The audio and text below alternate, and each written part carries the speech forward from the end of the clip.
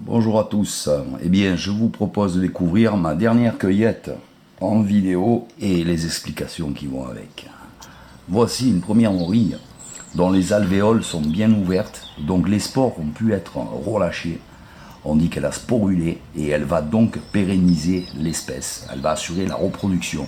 Si on laisse pas les morilles sporuler, les spots meurent rapidement, quoi. Je veux dire, vous ne trouverez plus de morilles si vous ne les laissez pas sporuler et assurer la reproduction. Donc les alvéoles doivent être bien ouvertes, comme ici. Là, c'est un minimum. Hein, voilà.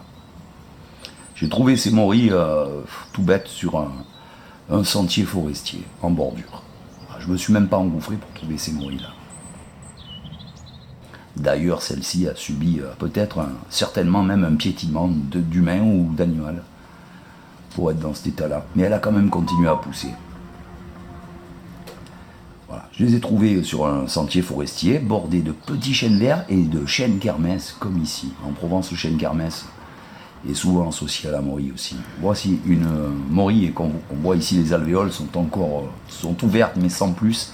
Elle n'est pas mature, elle n'a pas relâché ses spores. Donc la reproduction n'est pas assurée, on la laisse grossir. Voilà, une autre morille.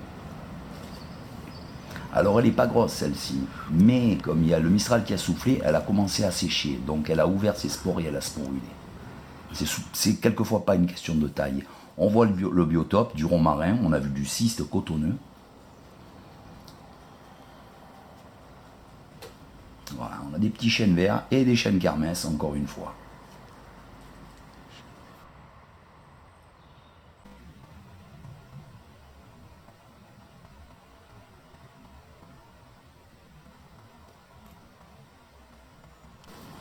Chêne kermès. Là, je me suis engouffré dans une coulée de gibier et j'ai trouvé cette morille qui est encore petite.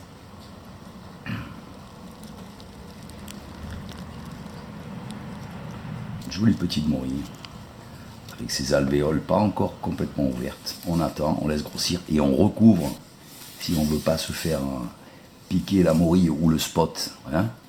Voilà, ça c'est une technique de morilleur. On peut même arroser un peu pour accélérer le truc. Voilà les amis, j'espère que cette vidéo vous aura plu. La cueillette date d'il y a 2 jours, le 22 ou 23 mars, au plus, voilà.